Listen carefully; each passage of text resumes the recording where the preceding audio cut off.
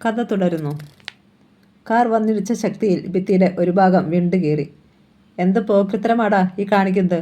അലറിക്കൊണ്ട് വിക്ടറും നെൽസണും ജീപ്പിനരിയിലേക്ക് ഓടി വന്നു. അതിൽ ഇരുന്നു കൊണ്ട് തന്നെ ചന്തു അവരെ ചവിട്ടിത്തെറിപ്പിച്ചു. ബഹളം കേട്ട് സ്റ്റുഡിയോയിൽ നിന്നും ജോലിക്കാർ ഇറങ്ങി വന്നു. മല്ലന്മാരെ പോലെ തോന്നിക്കുന്നവർ. എന്താ സാറേ ഇത്? അവർ തങ്ങളുടെ മുതലാളിമാരെ പിടിച്ചെണീപ്പിച്ചു. അടിച്ചു കൊല്ലടാ ആ പോക്രിയെ, വിക്ടർ അലറി. ജോലിക്കാർ മുന്നോട്ട് വന്നു. 5 പേർ. ഇവരോട് അടിപിടി കൂടുവാൻ സമയമില്ല. ചന്തു വേഗം റിവോൾവർ എടുത്തു ചൂണ്ടി. ഒറ്റയൊരുത്തൻ അനങ്ങിപ്പോകരുത്, കൊന്നുകളയും ഞാൻ. അവരുടെ കാലുകൾ തീയിൽ ചവിട്ടിയതുപോലെ പിൻവലിഞ്ഞു. നിങ്ങൾ ആരാണ്? എന്തു വേണം? നെൽസൺ തിരക്കി. ഞാൻ ചന്തു, എനിക്ക് സീതയെ വേണം. ചന്തു. വിക്ടറും നെൽസണും ശക്തിയായി ഞെട്ടി. അവർ അയാളെക്കുറിച്ച് കേട്ടിട്ടേയുള്ളൂ, കാണുന്നത് ആദ്യമായാണ്. തങ്ങളുടെ രഹസ്യം പുറത്തുപോയെന്ന് അവർക്ക് ഉറപ്പായി. വിക്ടറും നെൽസണും മുഖാമുഖം നോക്കി. വഴിയാത്രക്കാർ മതിലിന് പുറത്ത് നിന്ന് ഉറ്റുനോക്കി. തങ്ങളുടെ ഇമേജ് തകരുകയാണെന്ന് വിക്ടറും നെൽസണും അറിഞ്ഞു. നിൻ്റെയൊക്കെ നാവിറങ്ങിപ്പോയോ? ചന്തു മുന്നോട്ടെടുത്തു. സീത ഈ കെട്ടിടത്തിലുണ്ടോ? ഇല്ല, നെൽസൺ പറഞ്ഞു. പിന്നെ എവിടെയാണ്? നിങ്ങൾ എന്തൊക്കെ ഭ്രാന്താണ് മിസ്റ്റർ ഈ പറയുന്നത്? ഏത് സീത? അവളും ഞങ്ങളുമായി എന്തു ബന്ധം? മാന്യമായി നടക്കുന്നൊരു സ്ഥാപനമാണിത്. വിക്ടർ ചൂടായി. ഞങ്ങളെ ഇൻസൾട്ട് ചെയ്തതിന് നിങ്ങൾ സമാധാനം പറയേണ്ടി വരും. ഇനി ഞാൻ കൺസൾട്ട് ചെയ്യാൻ കൂടി പോവുകയാണ്. ഒന്നിച്ച് സമാധാനം പറഞ്ഞേക്കാം. ചന്തു റിവോൾവറിൻ്റെ ബാരൽ നെൽസൻ്റെ നെറ്റിയിൽ മുട്ടിച്ചു. ഭൈരവൻ്റെ കയ്യിൽ നിന്നും നിങ്ങൾ വിലയ്ക്ക് വാങ്ങിയ പെണ്ണെവിടെ? ഏത് ഭൈരവൻ? അവൻ ആര്? അങ്ങനെ ഒരാളെ ഞങ്ങൾക്ക് അറിയുക പോലുമില്ല. ഈ കെട്ടിടത്തിനുള്ളിൽ മറ്റാരൊക്കെയുണ്ട്? ആരുമില്ല. ചന്തു തിരിഞ്ഞ് കുമാറിനെ നോക്കി. കയറി നോക്ക് കുമാറെ. അവൻ സ്റ്റുഡിയോയിലേക്ക് ഓടിക്കയറി. ജോലിക്കാർ എന്ത് വേണമെന്നറിയാതെ നിൽക്കുകയാണ്. മുതലാളിമാരെ രക്ഷിക്കാൻ ശ്രമിച്ചാൽ ചന്തു നിറയൊഴിച്ചാലോ? അയാളുടെ മുഖഭാവത്തിൽ നിന്നും അങ്ങനെ ചെയ്യാൻ മടിക്കില്ലെന്ന് അവർക്ക് തോന്നി. നിങ്ങൾ ഞങ്ങളെ തെറ്റിദ്ധരിച്ചിരിക്കുകയാണ് മിസ്റ്റർ ചന്തു. ഞങ്ങൾ നിങ്ങൾ വിചാരിക്കുന്നത് പോലെയുള്ളവരല്ല. അത് മനസ്സിലായി. ഇന്നലെ വരെ ഞാൻ നിങ്ങളെക്കുറിച്ച് മറ്റൊരു തരത്തിലാണ് വിചാരിച്ചിരുന്നത്. കുമാർ തിരികെ വന്നു. ഇവിടെ എങ്ങും കണ്ടില്ല ചന്തു അണ്ണ. എല്ലായിടത്തും ശരിക്കും നോക്കിയോ? ഡാർക്ക് റൂമിൽ? അവിടെയുമില്ല. ഇപ്പോൾ ഞങ്ങൾ പറഞ്ഞത് സത്യമാണെന്ന് തെളിഞ്ഞല്ലോ. ഇനി താൻ ഞങ്ങൾക്ക് നഷ്ടപരിഹാരം തന്നേ പറ്റൂ. വിക്ടർ ചന്തുവിനെ തറച്ചു നോക്കി. I am sorry. ചന്തുവിൻ്റെ സ്വരം പതറിയതുപോലെയായി. ഞാൻ നിങ്ങളെ ബുദ്ധിമുട്ടിച്ചു. നെൽസൻ്റെ ശരീരത്തിൽ നിന്നും റിവോൾവർ മാറ്റി. എന്ന് പറഞ്ഞാൽ പറ്റില്ല. ഞങ്ങളുടെ കാർ പോയി ഭിത്തി തകർന്നു. പിന്നെ ഞങ്ങളെ സമാധാനമുണ്ടാക്കാമെന്നേ. അയാൾ തിരികെ ജീപ്പിന് നേരെ നടന്നു. അങ്ങനെ അങ്ങ് പോകാൻ വരട്ടെ. വിക്ടർ മുന്നോട്ട് വന്നു. ഞാൻ പോവുകയല്ല. പറഞ്ഞതും ചന്തുവിൻ്റെ വലതു മുഷ്ടി കുടം പോലെ വിക്ടറിൻ്റെ മൂക്കിൽ പതിഞ്ഞു. ഡമ്മോ! അയാൾ നിലവിളിച്ചു പോയി. മുഖത്തിൻ്റെ ഷേപ്പ് മാറിയതുപോലെ തോന്നി. മൂക്കിൽ നിന്നും ചോരത്തുള്ളികൾ ഇറ്റു വീണു. ചന്തു അയാളുടെ ഷർട്ടിൽ പിടിച്ചുയർത്തി ജീപ്പിൻ്റെ ബോണറ്റിലേക്ക് അമർത്തി. സീത എവിടെയാണെന്ന് പറയടാ. എനിക്കറിയത്തില്ല. ഉടൻ അയാൾ റിവോൾവറിൻ്റെ ബാരൽ വിക്ടറിൻ്റെ വായിലേക്ക് കുത്തിക്കയറ്റി. എൻ്റെ കൈവിരലൊന്ന് ചലിച്ചാൽ നിന്റെ തലയോട് കാണില്ല. അമിട്ട് പൊട്ടുന്നതുപോലെ ചിതറിപ്പോകും. വിക്ടറെ വിറയ്ക്കാൻ തുടങ്ങി. പറയടാ വേഗം.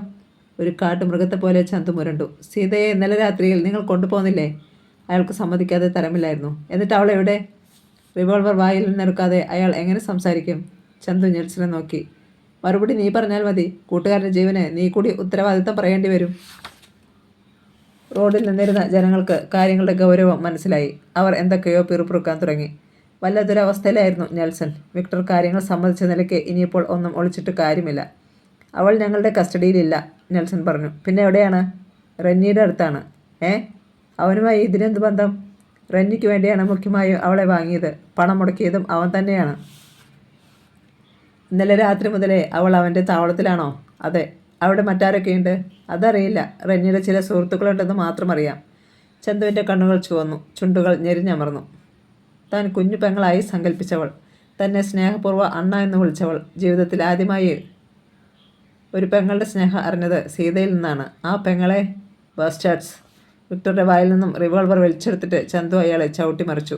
പറയുന്നടാ നായ്ക്കളെ, എവിടെയാണ് ആ പന്നീര താവളം? അവർ അത് പറഞ്ഞു കൊടുത്തു. ഈ സമയത്ത് റോഡിൽ നിന്നിരുന്ന ആൾക്കാർ ചില തീരുമാനങ്ങൾ എടുക്കുകയായിരുന്നു. ഇത്തരത്തിലുള്ള വന്മാർ നടത്തുന്ന ഈ സ്ഥാപനം ഇവിടെ വച്ച് പൊറിപ്പിക്കരുത്. തങ്ങളുടെ വീടുകളിലും പെൺകുട്ടികളുള്ളതാണ്. ഇവന്മാരെ വിടരുത്. വാടാ. ചന്തു കുമാറിനെയും വിളിച്ചുകൊണ്ട് ജീപ്പിലേക്ക് കയറവേ അകത്തെ ഫോൺ ശബ്ദിച്ചു. ചന്തു ചാടിയിറങ്ങി അകത്തേക്ക് ചെന്ന് അറ്റൻഡ് ചെയ്തു. Nelson here. ഇത് ഞാനാടാ, റെന്നി. മറുപുറത്ത് നിന്നും ശബ്ദം. ആ പെണ്ണെന്തിയടാ? അത് പറയാനാ വിളിച്ചത്. സംഗതി കുഴഞ്ഞു. എന്ത് പറ്റിയെന്ന് പറയടാ. അവൾ വടിയായി. My God. ചന്തുവിൻ്റെ തലച്ചോറിൽ ഒരു പൊട്ടിത്തെറിയുണ്ടായി.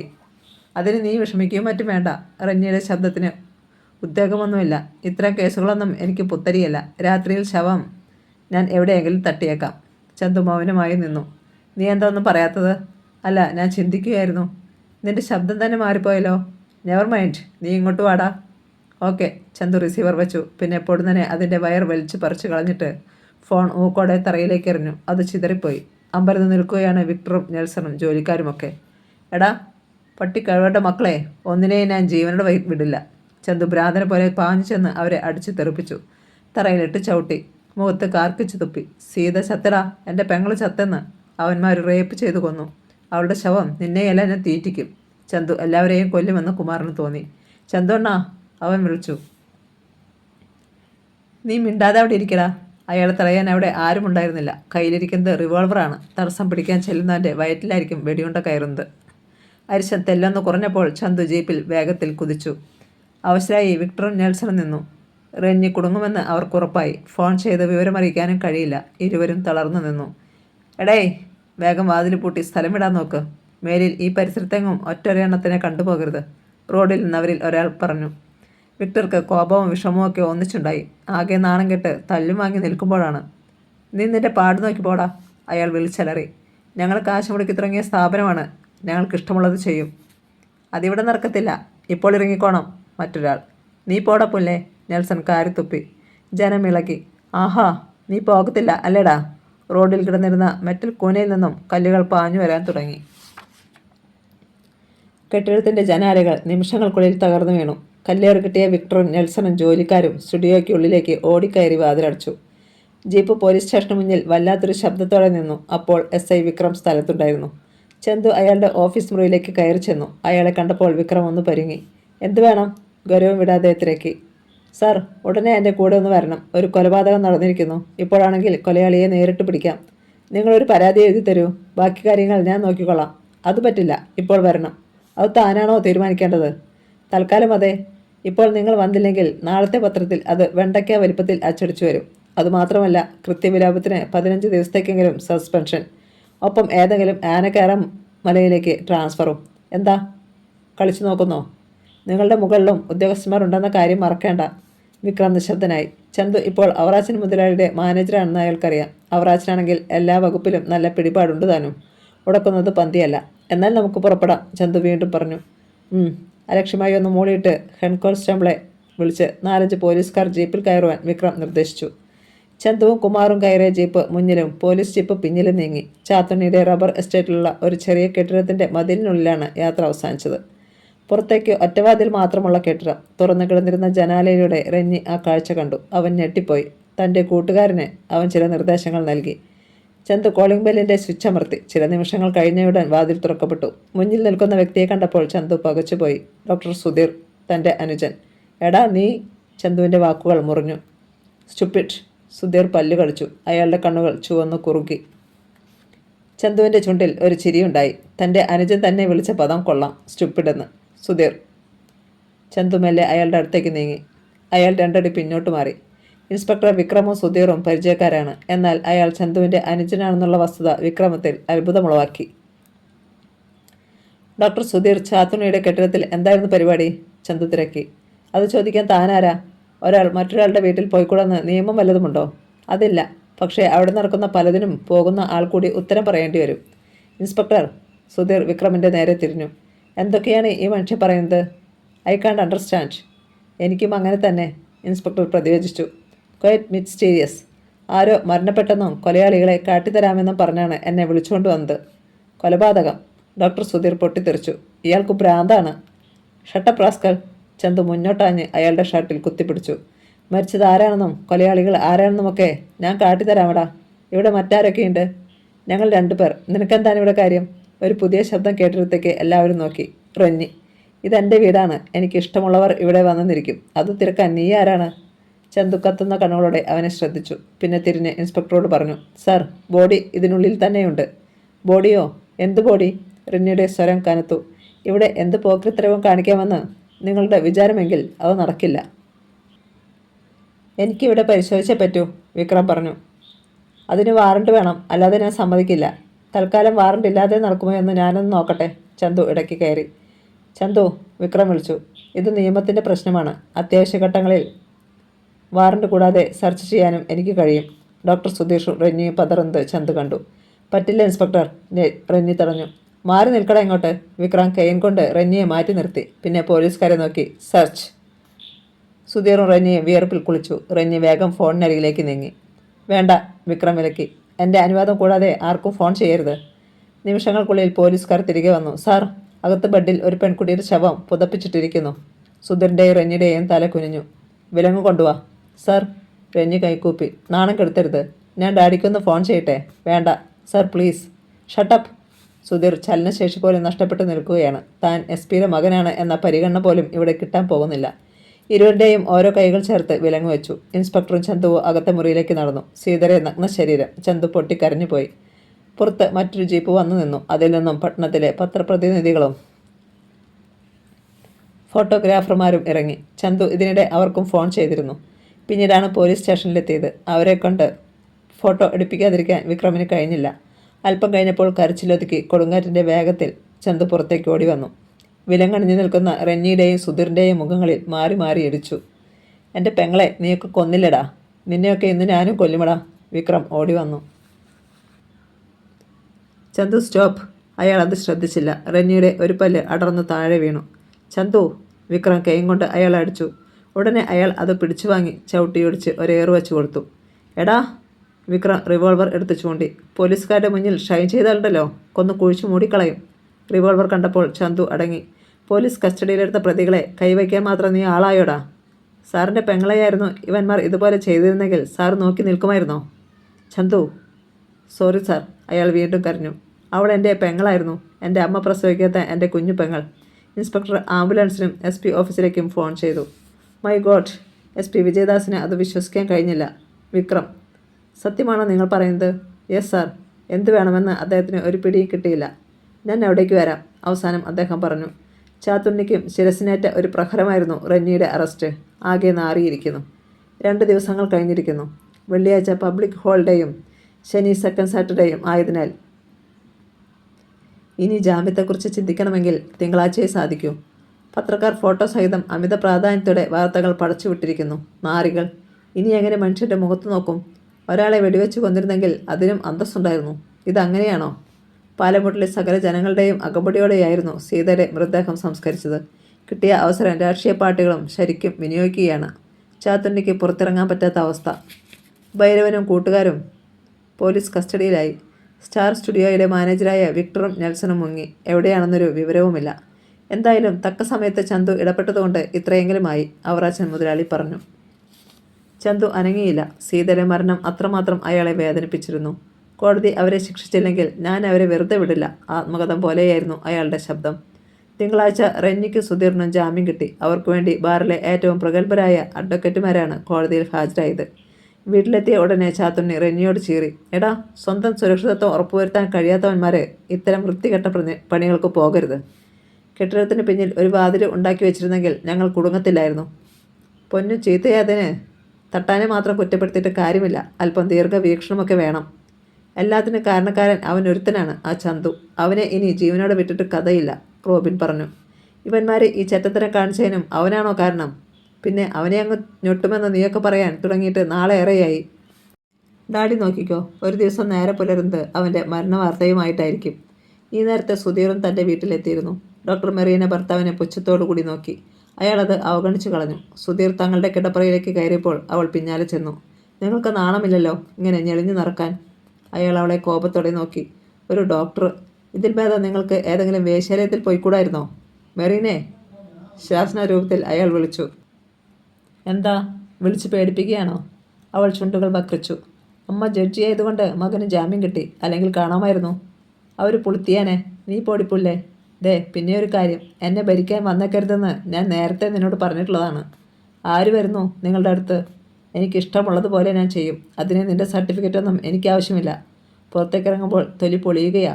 ഭർത്താവ് ബലാത്സംഗ കേസിലെ പ്രതി. ഞാൻ ഹോസ്പിറ്റൽ അടച്ചിടാൻ പോവുകയാണ്. എനിക്ക് വയ്യ ഇനി അവിടെ പോകാൻ. സ്റ്റാഫിനും രോഗികൾക്കുമൊക്കെ ഒന്നേ ചോദിക്കാനുള്ളൂ ഭർത്താവിൻ്റെ മാഹാത്മ്യം. നീ കൂടുതൽ ചാരിത്രവതിയൊന്നും ചമയണ്ടടി. നിൻ്റെ പഴയ കാര്യങ്ങളൊന്നും ഞാൻ മറന്നിട്ടില്ല. ഇതൊക്കെ അറിഞ്ഞിരുന്നോണ്ട് എന്നെ അങ്ങ് കല്യാണം കഴിക്കണമെന്നും പറഞ്ഞുകൊണ്ട് ഞാൻ നിങ്ങളുടെ പിന്നാലെ വന്നോ? വിവാഹത്തിൻ്റെ അന്നും ഞാൻ പറഞ്ഞതാണ് എനിക്ക് നിങ്ങളെ ഇഷ്ടമല്ലെന്ന്. എങ്കിൽ ഇനിയാണേലും പോയിക്കോ. ഇഷ്ടത്തോടെ ജയിലിൽ നിന്ന് വന്നിട്ടുണ്ടല്ലോ. അദ്ദേഹം വന്ന് വിളിച്ചാൽ ഞാൻ തീർച്ചയായും ഇറങ്ങിപ്പോകും. നിങ്ങളെപ്പോലെ നാറിയല്ല ചന്തുവേട്ടൻ. എന്നെ പ്രേമിച്ചുവെന്നും ബൈക്കിൽ ഞങ്ങൾ ചുറ്റി നടന്നുവെന്നും കരുതി ഞാൻ അദ്ദേഹത്തിൻ്റെ കുഞ്ഞിനെ വയറ്റിൽ ചുമന്നുകൊണ്ടല്ല നിങ്ങളുടെ ജീവിതത്തിലേക്ക് വന്നത്, അറിയാമോ? സുധീർ കൈ നിവർത്ത് മെറീനയുടെ കവളത്തൊന്ന് കൊടുത്തു. അവൾ കിടക്കയിലേക്ക് വീണുപോയി. പിടക്കോഴി കൂവാൻ ശ്രമിക്കേണ്ട കേട്ടോ. സുധീർ അവളെ പിടിച്ചുയർത്തി വീണ്ടും ഇരുക്കവുള്ളോ ആഞ്ഞടിച്ചു. വൈകിട്ട് പട്ടണത്തിൽ നിന്നും അവറാച്ചൻ മുതലാളിയുടെ വീട്ടിലേക്ക് മടങ്ങുകയായിരുന്നു ചന്തു. അംബാസിഡർ കാറിൻ്റെ പിൻസീറ്റിൽ ചിന്താഭാരത്തോടെ കണ്ണുകൾ അടച്ചിരിക്കുകയാണ് ചന്തു. കാർ നീലിപ്പുഴയ്ക്ക് കുറുകെയുള്ള പാലത്തിനടുത്തെത്തി. എതിരെ ഒരു ബെൻസ് കാർ വരുന്നത് ഡ്രൈവർ കണ്ടു. അതല്പം അകലെയാണ്. ഒരു വാഹനത്തിന് മാത്രം കടന്നു പോകാവുന്ന പാലം. ചന്തുവിൻ്റെ ഡ്രൈവർ ലൈറ്റ് തെളിച്ച് സിഗ്നൽ നൽകിയിട്ട് പാലത്തിലേക്ക് കാർ ഒടിച്ചു കയറ്റി. എന്നാൽ സിഗ്നൽ ശ്രദ്ധിക്കാതെ ബെൻസ് കാറും പാലത്തിലേക്ക് കടന്നു. ഇരു വാഹനങ്ങളുടെയും ബ്രേക്കുകൾ ശക്തിയിൽ അമർന്നു. ചന്തു കണ്ണു തുറന്നു. വല്ലാത്ത ശബ്ദത്തോടെ കാറുകൾ പരസ്പരം സ്പർശിച്ചു ഇല്ല എന്ന ഭാവത്തിൽ നിന്നു. ചന്തുവിൻ്റെ കാർ പാലത്തിൻ്റെ മുക്കാൽ ഭാഗവും പിന്നിട്ടിരുന്നു. കാർ മാറ്റടാ, ബെൻസ് കാറിൻ്റെ ഡ്രൈവർ തല പുറത്തേക്കിട്ടുകൊണ്ട് പറഞ്ഞു. ഞാൻ സിഗ്നൽ കാണിച്ചിട്ടാണ് പാലത്തിൽ വണ്ടി കയറ്റിയത്. പോരെങ്കിലും ആദ്യം പാലത്തിൽ കയറിയതും ഞാൻ തന്നെ. ചന്തുവിൻ്റെ ഡ്രൈവറും വിട്ടുകൊടുത്തില്ല. അതുകൊണ്ട് താൻ വണ്ടി പിന്നോട്ടെടുക്ക്. പറ്റില്ല, ഇതാരുടെ വണ്ടിയാണെന്നറിയാമോ? ദൈവത്തിൻ്റെ, പറഞ്ഞുകൊണ്ട് ചന്തു ഡോർ തുറന്നിറങ്ങി. എന്താടാ, നിനക്ക് കണ്ണു കാണത്തില്ലായിരുന്നോ ഈ കാറ് സിഗ്നൽ കാണിച്ചത്? ബെൻസ് കാറിനടുത്തേക്ക് നടക്കുന്നതിനിടയിൽ ചന്തു ചോദിച്ചു. അതിനെന്ത് വേണം? ബഹുമാനിക്കേണ്ടവരെ ബഹുമാനിക്കുക തന്നെ വേണം. ബെൻസ് കാറിൻ്റെ ഡ്രൈവറും പുറത്തിറങ്ങി. മര്യാദയ്ക്ക് കാർ പുറകോട്ടെടുക്ക്. ആഹാ, ചന്തുവിന് ചിരി വന്നു. നീ തെമ്മാടിത്തരം കാണിച്ചിട്ട് ഞങ്ങൾ കാർ മാറ്റണമെന്നോ? എടുത്തു മാറ്റടാ നിൻ്റെ കാറ്. അത് ഈ ജന്മത്തിൽ നടക്കത്തില്ല. ചന്തു ഒരു ബീഡി കത്തിച്ചു. ഇത്രയും ഉന്നത പദവിയിലെത്തിയിട്ടും ചന്തു ഒരു സിഗരറ്റ് വലിക്കാൻ തയ്യാറായില്ല. ബീഡി തന്നെയാണ് അയാൾക്കിഷ്ടം. സമാധാനപരമായി സംസാരിച്ചാൽ നീ അനുസരിക്കില്ല അല്ലേ? ചന്തു അയാളുടെ തോളിൽ കൈവച്ചു. എന്താണ് നിങ്ങളുടെ ഉദ്ദേശം? കാറിനുള്ളിൽ ഇരിക്കുന്നത് സെഷൻസ് ജഡ്ജി ആഷാമേനനാണെന്ന കാര്യം മറക്കേണ്ട. ആഷാമേനൻ? ചന്തുവിൻ്റെ ശരീരത്തിലെ രോമങ്ങൾ ഒറ്റ നിമിഷം കൊണ്ട് എഴുന്നു നിന്നു. സിരകളിലെ രക്തചംക്രമണത്തിന് വേഗത കൂടി. മനസ്സിൽ വല്ലാത്തൊരു സ്രസിപ്പ്. മുഖം വലിഞ്ഞു മുറുകി. കണ്ണുകൾ ചുവന്നു. നെറ്റി ചുളിഞ്ഞു. പല്ലുകൾ ഞെരിഞ്ഞമർന്നു. തന്നെ 6 വർഷക്കാലം ജയിലിൽ അടച്ചവർ, തനിക്ക് ജന്മം തന്നവർ, തൻ്റെ മമ്മി. അയാൾ പെട്ടെന്ന് കാറിൻ്റെ പിൻസീറ്റിനരികിലെത്തി. കൂളിംഗ് ഗ്ലാസ് ആയതിനാൽ അകത്തിരിക്കുന്ന ആളുടെ നിഴൽ രൂപം മാത്രമേ വ്യക്തമാകുന്നുള്ളൂ. ചന്തു ഹാൻഡിലിൽ വിരലമർത്തി. ഡോർ അകത്തുനിന്നും ലോക്ക് ചെയ്തിരിക്കുകയാണ്. ഒന്നും ആലോചിച്ചില്ല. മുഷ്ടി ഉയർത്തി ഗ്ലാസിൽ ഒറ്റയിടി. ഡ്ലീം. ഗ്ലാസ് പാളി തകർന്നു പോയി. ചന്തുവിൻ്റെ കൈ വേദനിച്ചു. അത് കാര്യമാക്കിയില്ല. അകത്തിരുന്ന മധ്യവയസ്കയുടെ തുളഞ്ഞിറങ്ങുന്ന നോട്ടം അയാളിൽ പതിഞ്ഞു. ഏയ്, എന്താണിത്? ഡ്രൈവർ ഓടിവന്ന് ചന്തുവിനെ ആക്രമിക്കാനൊരുങ്ങി. ചന്തു അയാളെ പിടിച്ചുയർത്തി ഒറ്റ ഏറുകൊടുത്തു. പാലത്തിൻ്റെ കൈവരിയിൽ ചെന്നിടിച്ച് റോഡിൽ വീണ് അയാൾ ഞരങ്ങി. ചന്തു തിരിഞ്ഞ് അകത്തേക്ക് കൈയിട്ട് ഡോർ തുറന്നു. സെഷൻസ് ജഡ്ജ്, പുറത്തേക്ക് ഒന്ന് ഇറങ്ങിക്കേ. അടിയനൊന്ന് കാണട്ടെ, ചന്തു പുച്ഛഭാവത്തിൽ പറഞ്ഞു. നിനക്കെന്ത് വേണം? അപ്പോൾ മാത്രം ആഷാമേനോൻ ശബ്ദിച്ചു. ഒരുപാട് പേരെ ശിക്ഷിച്ചിട്ടുള്ള മഹതിയെ ഒന്ന് കാണാനാണേ. സ്കൗണ്ടറൽ. ആഷാമേനോൻ്റെ മൂർച്ചയുള്ള സ്വരം. ആ പദം എന്നെക്കാൾ കൂടുതൽ ചേരുന്നത് നിങ്ങൾക്കാണ്. കാരണം നിങ്ങൾ പലരുടെയും എച്ചിലാണല്ലോ. ചന്തു. ഓ, അപ്പോൾ അവിടുന്ന് അടിയൻ്റെ പേര് മറന്നിട്ടില്ല. പരമഭാഗ്യം. നീ ആരോടാണ് സംസാരിക്കുന്നതെന്ന കാര്യം മറക്കേണ്ട. യോ, എനിക്കത് മറക്കാൻ കഴിയുമോ? നല്ല കാര്യമായി. സംസാരിക്കുന്നതിനിടയിൽ ചന്തു തൻ്റെ മമ്മിയെ ശ്രദ്ധിക്കുന്നുണ്ടായിരുന്നു.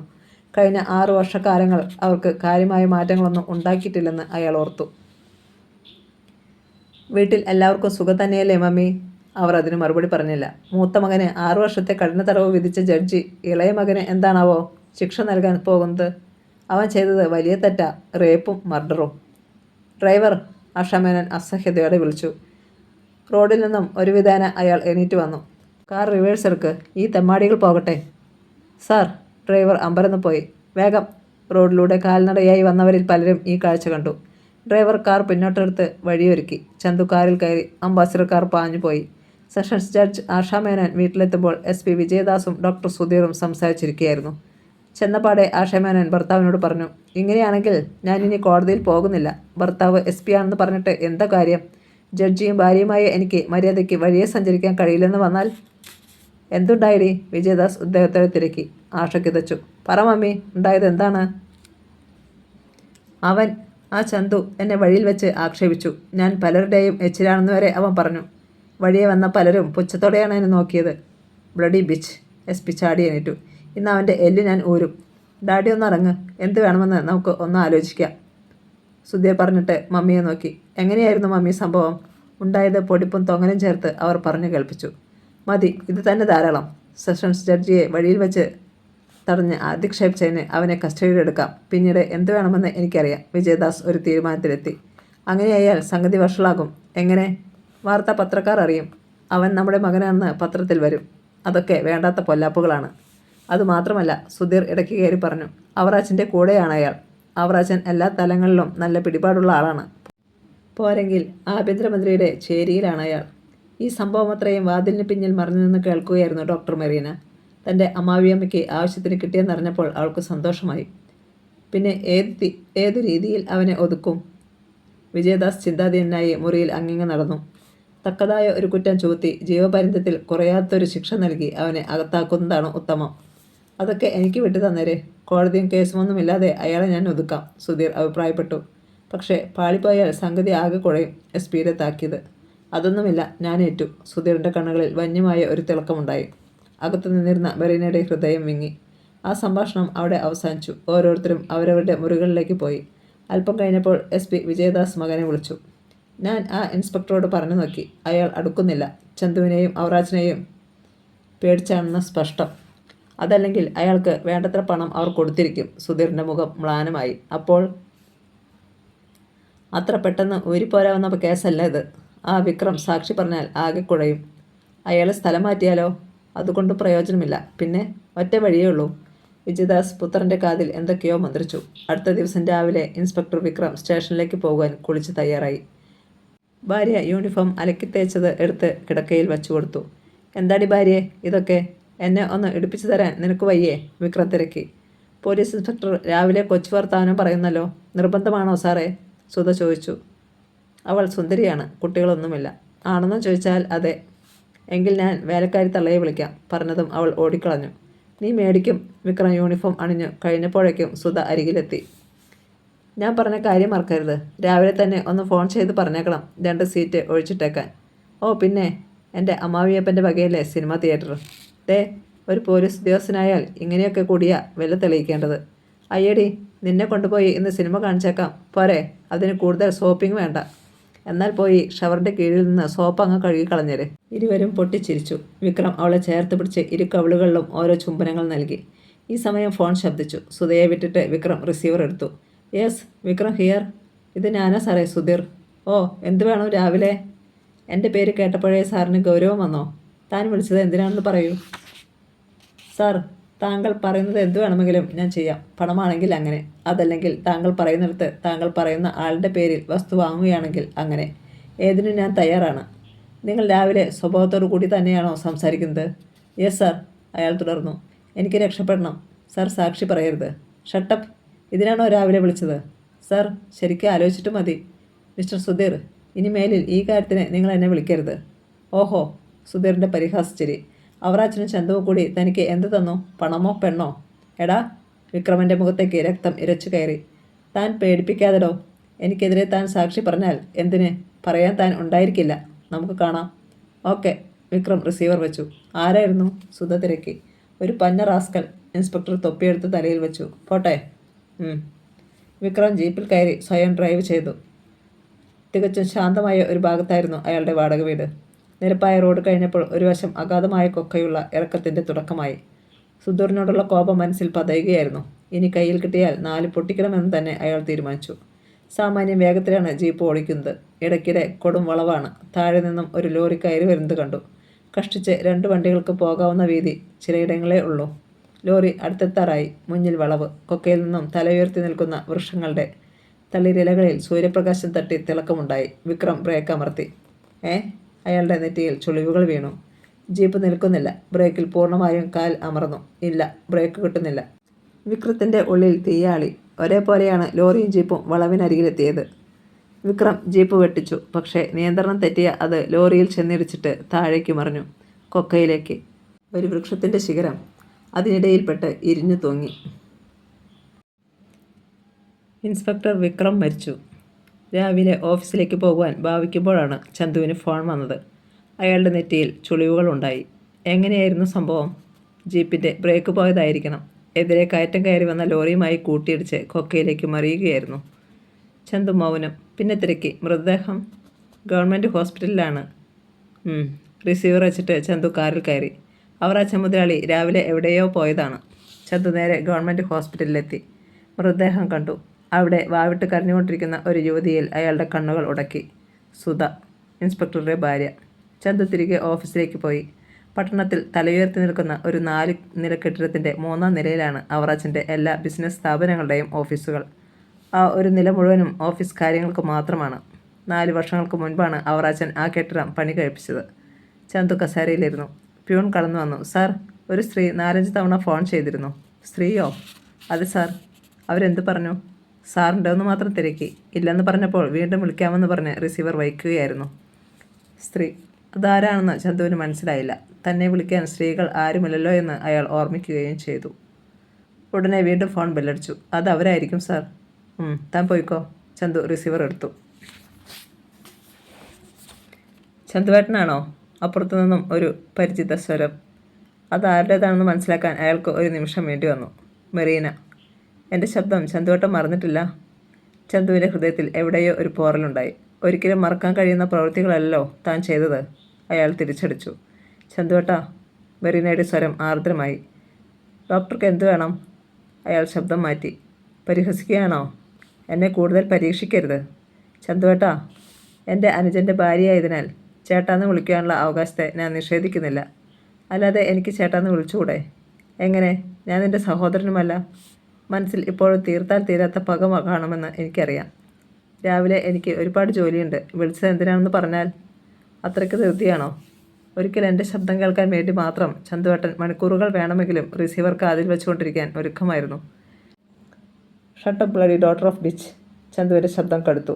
നീ എന്താണ് എന്നെക്കുറിച്ച് കരുതിയത്? മറ്റൊരാളുടെ ഭാര്യയായിരുന്നാലും ചന്തു നിൻ്റെ പിന്നാലെ വരുമെന്നോ? Sorry ചന്തുവേട്ടാ, sorry. ഇനി ഞാൻ ഒരിക്കലും അങ്ങനെ ശല്യപ്പെടുത്തില്ല. ഇപ്പോൾ വിളിച്ചത് ഒരു പ്രധാനപ്പെട്ട സംഗതി അറിയിക്കാനാണ്. പറഞ്ഞു തുലയ്ക്ക്. ഇൻസ്പെക്ടർ വിക്രമിൻ്റെ മരണം ആക്സിഡൻ്റ് അല്ല.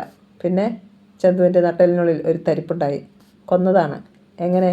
ജീപ്പിൻ്റെ ബ്രേക്ക് പറിച്ചു കളഞ്ഞ്. മൈ ഗോഡ്, ആരാണത് ചെയ്തത്? താങ്കളുടെ അനുജൻ, എൻ്റെ ഭർത്താവ്. ചന്തു സ്തംഭിച്ചിരുന്നു. കോടതിയിൽ വിക്രം സാക്ഷി പറയാതിരിക്കാനുള്ള എളുപ്പവഴിയായി അവർ ഇതേ കണ്ടുള്ളൂ. ഇനി അവർ നോട്ടമിട്ടിരിക്കുന്നത് ചന്തുവേട്ടനെയാണ്. എങ്ങനെയും ഒരു ചതി പ്രതീക്ഷിക്കാം. അവൾ പെട്ടെന്ന് റിസീവർ വെച്ചു. മുറിയിലേക്ക് ആരെങ്കിലും വന്നതായിരിക്കുമെന്ന് ചന്തു വിചാരിച്ചു. അമ്പരിപ്പിക്കുന്ന ആ സത്യം അയാളെ തളർത്തിക്കളഞ്ഞു. മെറീന പറഞ്ഞത് സത്യമാണെങ്കിലും അതിന് തെളിവുകളൊന്നുമില്ല. നിയമത്തിൻ്റെ ദൃഷ്ടിയിൽ ആക്സിഡൻ്റ് ആണത്. ദിവസങ്ങൾ കഴിഞ്ഞു. പുതിയ ഇൻസ്പെക്ടർ ചാർജ് എടുത്തു. SI കമലഹാസൻ. സുധീറിൻ്റെ ഒരടുത്ത സുഹൃത്തും സെഷൻസ് ജഡ്ജ് ആഷാ മേനോൻ്റെ അനന്തിരവനും ആണയാൾ. ഒരർത്ഥത്തിൽ ചന്തുവിൻ്റെ അളിയൻ. സുധീറും കമലഹാസനും ഒപ്പം പഠിച്ചവരാണ്. അതുകൊണ്ട് രക്തബന്ധത്തെക്കാളുപരി സുഹൃത്ത് ബന്ധമാണ് അവർക്കുള്ളത്. നേരത്തെ മുതലേ കമലഹാസനും ചന്തുവും തമ്മിൽ അത്ര രസത്തിലല്ല താനും. ഇനിയിപ്പോൾ ഒരു കളി ഞാൻ കളിക്കും അളിയ, സുധീർ SIയോട് പറഞ്ഞു. എത്രയും വേഗം നമുക്ക് ചന്തുവിനെ ഒതുക്കണം. Of course. കമലഹാസൻ സുധീറിൻ്റെ കൈ പിടിച്ചു കുലുക്കി. വിജയദാസ് അവിടേക്ക് വന്നു. എന്താ രണ്ടുപേരും കൂടി? ചന്തുവിൻ്റെ കാര്യം പറയുകയായിരുന്നു. അത് പറഞ്ഞപ്പോഴാണ് ഓർത്തത്. ഇന്ന് തമിഴ്നാട്ടിൽ നിന്നും അവറാച്ചിന് വാജ് സ്പിരിറ്റ് വരുന്നുണ്ട്. ഒരു ടാങ്കറെങ്കിലും നമുക്ക് കസ്റ്റഡിയിൽ എടുക്കണം. ഓക്കെ. ഈ നേരത്തെ ചന്തുവും അവറാച്ചിനും തമ്മിൽ മറ്റൊരിടത്തും ഇത് തന്നെയായിരുന്നു സംസാരിച്ചു കൊണ്ടിരുന്നത്. ഇത്തവണ കഴിഞ്ഞ തവണത്തേതുപോലെ അത്ര വേഗത്തിൽ കാര്യം നടക്കുമെന്ന് വിചാരിക്കേണ്ട. എങ്ങനെയും അവർ കെണിയൊരുക്കും. ചന്തുവും ചിന്തിക്കുകയായിരുന്നു. അവസാനം ചന്തു എണീറ്റു. അക്കാര്യമൊക്കെ മുതലാളി എനിക്ക് വിട്ടു തന്നേര്. സമയം രാത്രി 10 മണി. ഏതാണ്ട് അരമണിക്കൂറോളമായി SP വിജയദാസിൻ്റെയും SI കമലഹാസൻ്റെയും നേതൃത്വത്തിലുള്ള പോലീസ് ഉദ്യോഗസ്ഥന്മാർ അവിടെ കാത്തു നിൽക്കുവാൻ തുടങ്ങിയിട്ട്. തൊട്ടപ്പുറത്ത് ഒരു കാറിൽ ചാത്തുണ്ണിയും മക്കളും ഇരിപ്പുണ്ട്. സ്പിരിറ്റ് പിടിച്ചെടുക്കുന്ന കാഴ്ച കാണുവാനാണ് അവരുടെ കാത്തിരിപ്പ്. സമയം കടന്നു പോകുന്തോറും ഏവരുടെയും അസ്വസ്ഥത വർദ്ധിച്ചു വരികയാണ്. വിജയദാസ് ഇടയ്ക്കിടെ വാച്ച് നോക്കുന്നുണ്ട്. പിന്നെയും അരമണിക്കൂറുകൾ കൂടി കഴിഞ്ഞപ്പോൾ മുന്നിലെ വളവിൽ ഒരു വാഹനത്തിൻ്റെ ഹെഡ്ലൈറ്റുകളുടെ വെളിച്ചം കണ്ടു. വരുന്നുണ്ട്. പോലീസ് ഉദ്യോഗസ്ഥന്മാർ ജാഗരൂകരായി നിന്നു. വാഹനം അടുത്തെത്തി. അത് ടാങ്കർ ലോറിയാണെന്ന് അവർക്ക് മനസ്സിലായി. SPയും SIയും റോഡിന് നടുവിൽ കയറി നിന്ന് അത് നിർത്തുവാൻ ആംഗ്യം കാണിച്ചു. ചാത്തുണ്ണിയുടെയും മക്കളുടെയും മുഖം സന്തോഷം കൊണ്ട് വിടർന്നു. ടാങ്കർ ലോറിയുടെ വേഗത അല്പം കുറഞ്ഞു. അത് നിർത്താൻ പോവുകയാണെന്ന് ഏവരും വിചാരിച്ചു. എന്നാൽ ഗിയർ ചേഞ്ച് ചെയ്ത് പൂർവാധികം ശക്തിയോടെ അത് പാഞ്ഞു വന്നു. പോലീസ് ഉദ്യോഗസ്ഥന്മാർ റോഡിൽ നിന്നും ഓടിമാറി. വല്ലാത്തൊരു ശബ്ദത്തോടെ രാക്ഷസനെ പോലെ അത് അലറിക്കുതിച്ചു പോയി. അത് വിടരുത്, ചാത്തുണ്ണി കാറിൽ ഇരുന്നുകൊണ്ട് തന്നെ വിളിച്ചു പറഞ്ഞു. SPയും SIയും പോലീസുകാരും 2 ജീപ്പുകളിൽ ചാടിക്കയറി. ലോറിയുടെ പിന്നാലെ അവയും പോയി. നമുക്ക് കൂടി പോകാം. ചാത്തുണ്ണിയും കാർ സ്റ്റാർട്ട് ചെയ്തു. ലോറിയുടെ ഡ്രൈവർ ചന്തുവായിരുന്നു. നേരത്തെ അതിലുണ്ടായിരുന്ന ഡ്രൈവർ ഇപ്പോൾ ക്ലീനറുടെ സീറ്റിലാണ്. ഇടയ്ക്കിടെ അയാൾ പിന്നിലേക്ക് നോക്കി. അവർ വരുന്നുണ്ട് സാറേ. ചന്തുവിൻ്റെ കാൽ കുറേ കൂടി ആക്സിലേറ്ററിൽ അമർന്നു. ലോറി നിലം തൊടാതെ പറക്കുകയാണ്. ഏതാണ്ട് 5 കിലോമീറ്ററോളം പിന്നിട്ട് കഴിഞ്ഞപ്പോൾ ഒരു നാൽക്കവലയിലെത്തി. അവിടെ നിന്നും വലത്തോട്ടാണ് അവറാച്ചൻ്റെ സ്റ്റോറിലേക്കുള്ള റോഡ്. ചന്തു നേരെ ലോറി വിട്ടു. ജീപ്പുകൾ ഏതാണ്ട് കൂടെ തന്നെയുണ്ട്. അവ മുന്നിൽ കയറുവാൻ നടത്തിയ ശ്രമങ്ങളൊക്കെ പരാജയപ്പെട്ടു. ചന്തു സൈഡ് കൊടുത്തില്ല. SP റിവോൾവർ എടുത്തു. പക്ഷേ അപ്പോഴേക്കും നല്ലതുപോലെ വെളിച്ചമുള്ള ഒരു സ്ട്രീറ്റ് ലൈറ്റിൻ്റെ ചൂട്ടിൽ ചന്തു ലോറി നിർത്തി. ജീപ്പുകൾ മുന്നിൽ കടന്നു നിന്നതും SP വിജയദാസും SI കമലഹാസനും ലോറിക്കരികിലേക്ക് ഓടി വന്നു. ഇറങ്ങട ഇങ്ങോട്ട്, SP വിജയദാസ് അലറി. അദ്ദേഹത്തിൻ്റെ ഭാവം കണ്ടാൽ അപ്പോൾ തല്ലുമെന്ന് തോന്നുമായിരുന്നു. ചന്തു ലോറിയുടെ ഹെഡ്ലൈറ്റ് ഓഫ് ചെയ്തു. അപ്പോഴേക്കും ഇരുവശത്തും പോലീസുകാർ നിരന്നു കഴിഞ്ഞിരുന്നു. ലോറിയിലുള്ള ആൾക്കാർ ഇറങ്ങി ഓടാതിരിക്കാൻ അയാൾ ഡോർ തുറന്ന് റോഡിലേക്ക് ഇറങ്ങി. തലയിൽ ഒരു തുവർത്ത് വട്ടം കെട്ടിയിരുന്നു. കൈലിയും ബനിയനുമാണ് വേഷം. ചന്തു തുവർത്ത് അഴിച്ച് തോളിലിട്ടു. SP അതിൽ കൂട്ടിപ്പിടിച്ച് അയാളെ ഒന്നുലച്ചു. നിർത്ത്, ചന്തു പറഞ്ഞു. എന്താണ് ഞാൻ ചെയ്ത തെറ്റ്? ശബ്ദം കേട്ടപ്പോഴാണ് SP അയാളുടെ മുഖത്തേക്ക് നോക്കിയത്. ഉടനെ പിടിവിടുകയും ചെയ്തു. ഓഹോ, നീയോ? SI കമലഹാസനും ചന്തുവിനെ കോപത്തോടെ നോക്കി. നീ ബിസിനസ്സും തുടങ്ങിയോ? ആ ചോദ്യം ചന്തു കേട്ടതായി പോലും ഭാവിച്ചില്ല. മിസ്റ്റർ SP, എന്തിനാണ് നിങ്ങൾ എന്നെ തടഞ്ഞു നിർത്തിയത്? ചന്തു ഒട്ടും പതറിയില്ല. ഈ ലോറിക്കുള്ളിൽ എന്താണ്? അനധികൃതമായ സാധനങ്ങളൊന്നുമില്ല. അത് തീരുമാനിക്കേണ്ടത് നീയല്ല, ഞങ്ങളാണ്. ഓ, ചന്തു തലയനക്കി. ഞങ്ങൾ കൈ കാണിച്ചിട്ട് നീ വണ്ടി നിർത്താഞ്ഞത് എന്താടാ റാസ്കൽ? അവസാനം പറഞ്ഞത് താങ്കളുടെ സ്വന്തം പേര്. അത് പോട്ടെ, ആര് കൈ കാണിച്ചെന്നാ താങ്കൾ പറഞ്ഞത്? SP വിളറി നിൽക്കുകയായിരുന്നു. ഇത്രയും പോലീസുകാർക്ക് മുന്നിൽ വച്ചാണ് ഇവൻ തന്നെ ഒന്നിരുത്തിയത്. ഡാഡി എപ്പോഴാണ് കൈ കാണിച്ചത്? അയാൾ വീണ്ടും ചോദിച്ചു. ഡാഡി? ആരാടാ നിൻ്റെ ഡാഡി? SP വിജയദാസ്. ഹൂ, അദ്ദേഹം കാരിത്തുപ്പി. വിജയദാസിൻ്റെ മോൻ? ശരിക്കും പറഞ്ഞാൽ പൊതുജനത്തിനോട് അത് പറയാൻ എനിക്ക് പേടിയാണ് കേട്ടോ. കാരണം ഡാഡിയുടെ പേര് കേൾക്കുമ്പോൾ അവർ എന്നെ ഓടിച്ചിട്ട് തല്ലിക്കൊല്ലും. കൂടുതൽ വിസ്തരിക്കേണ്ട, SI ഇടപെട്ടു. വിസ്തരിക്കാൻ ഇതെന്താ, കോടതിയാണോ? കമലഹാസൻ്റെ മുഖം വിളറി. ചന്തു കൂസാതെ ഒരു ബീഡി കത്തിച്ചു. ചോദിച്ചതിന് സമാധാനം പറയടാ. പറയാം. ചന്തു 2 കവിൾ പുക വിഴുങ്ങി. കാക്കി ധരിച്ച ആരോ റോഡിൽ കയറി നിന്ന് കൈ കാണിക്കുന്നത് ഞാൻ കണ്ടതാണ്. എന്നാൽ യഥാർത്ഥ പോലീസുകാരനാണെന്ന് ഞാനെങ്ങനെ അറിയും? കാക്കി വേഷത്തിൽ എത്രയോ കവർച്ചക്കാർ മറ്റുള്ളവരെ കബളിപ്പിച്ചിരിക്കുന്നു. കള്ളന്മാർ കൂടുതലും കാക്കിധാരികളാണ്. SPയും SIയും പരസ്പരം നോക്കി. ചാത്തുണ്ണി വന്ന കാർ സ്വല്പം അകലെയായിരുന്നു നിർത്തിയത്. അവിടെ ഇരുന്നു കൊണ്ട് തന്നെ അവർ ഈ കാഴ്ചകൾ കാണുകയായിരുന്നു. ഈ ടാങ്കർ ഞങ്ങൾക്ക് പരിശോധിക്കണം, SP പറഞ്ഞു. ഇതിൻ്റെ ബുക്കുകളും പേപ്പറുകളും മറ്റുമെടുക്ക്. ചന്തു അവയൊക്കെ കാണിച്ചു. ഇതിനുള്ളിൽ വ്യാജ സ്പിരിറ്റ് അല്ലേ? അയ്യോ അല്ല, വളമാണ്. വളമോ? അതെ, നല്ല പോഷകങ്ങളടങ്ങിയ വളം. ഇത് ചെന്നാൽ ചെടികൾ ആർത്തു വളരും. ചന്തുവിൻ്റെ മുഖമടച്ച് ഒന്ന് കൊടുക്കാൻ തോന്നി SPക്ക്. കയറ് പരിശോധിക്കേ, SP പോലീസുകാരിൽ ഒരാളോട് നിർദ്ദേശിച്ചു. കയറണ്ട സാർ, പറഞ്ഞതും ചന്തു ടാങ്കിന് ചുവട്ടിലെ ടാപ്പ് തുറന്നു. 1 സെക്കൻഡ്. അതിൽ നിന്നും ചീറ്റിയ ദ്രാവകം പോലീസ് ഓഫീസർമാരുടെ ശരീരത്തിൽ പതിച്ചു. ഹോ, എല്ലാവരും മൂക്ക് പൊത്തിപ്പിടിച്ചു. അസഹനീയമായ ദുർഗന്ധം. അടയ്ക്കട ടാപ്പ്. ചന്തു അനുസരിച്ചു. നാറ്റം കൊണ്ട് നിൽക്കാൻ വയ്യ. എന്താടാ ഇത്? വളമാണെന്ന് പറഞ്ഞില്ലേ സാറേ? പശുവിൻ്റെ ചാണകവും മൂത്രവും കൂടി കലർത്തിയതാ. തമിഴ്നാട്ടിൽ ഇത് ധാരാളമുണ്ട്. ഇവിടെ കൃഷിക്ക് അത്യുത്തമം. പോലീസ് ഉദ്യോഗസ്ഥന്മാർക്ക് എന്തു ചെയ്യണമെന്ന് അറിയാത്ത അവസ്ഥ. യൂണിഫോമിൽ വീണ ഈ നാറുന്ന സാധനം കഴുകിക്കളയാതെ യാതൊരു മാർഗവുമില്ല. അപ്പോൾ എനിക്ക് പോകാമല്ലോ? അവരുടെ അനുവാദത്തിന് കാത്തു നിൽക്കാതെ ചന്തു ലോറിയിൽ കയറി. ഈ സമയത്ത് സ്പിരിറ്റ് നിറഞ്ഞ ടാങ്കർ ലോറികൾ സുരക്ഷിതമായ സ്ഥാനത്തെത്തിയിരുന്നു. ചന്തു എന്ന ലോറിക്ക് കുറച്ച് പിന്നിലായി അവയും ഉണ്ടായിരുന്നു. പോലീസുകാർ ചന്തുവിൻ്റെ പിന്നാലെ പോയ അവസരം അവർക്ക് വിലപ്പെട്ടതായിരുന്നു. നിന്റെ ബുദ്ധി അപാരം തന്നെയാടാ മോനെ. തിരികെ എത്തിയ ചന്തുവിനെ അവറാച്ചൻ കെട്ടിപ്പിടിച്ചു. SP വിജയദാസിനെ തറ പറ്റിക്കേണ്ടത് എൻ്റെ ഏറ്റവും വലിയ ആവശ്യങ്ങളിൽ ഒന്നാണ് മുതലാളി. ചന്തു ചിരിച്ചു. ചാത്തുണ്ണിയും മക്കളും വീട്ടിലെത്തി. നാണക്കേടായിപ്പോയി. റെഞ്ഞി കൈ കുടഞ്ഞു. ഇത്തവണയും അവൻ തന്നെ വിജയിച്ചു. ശത്രുവാണെങ്കിലും പറയാതിരിക്കുന്നത് എങ്ങനെയാ? അവനാണടാ ആണ്, ചാത്തുണ്ണി പറഞ്ഞു. അതിനു പകരം ഇവിടെയുമുണ്ട് 2 പേർ. തിന്നു മുടിക്കാനല്ലാതെ നിന്നെ കൊണ്ടൊക്കെ എന്തിനു കൊള്ളാമിടാ ശവങ്ങൾ. റോബിനും റെഞ്ഞിക്കും അത് ഇഷ്ടപ്പെട്ടില്ല.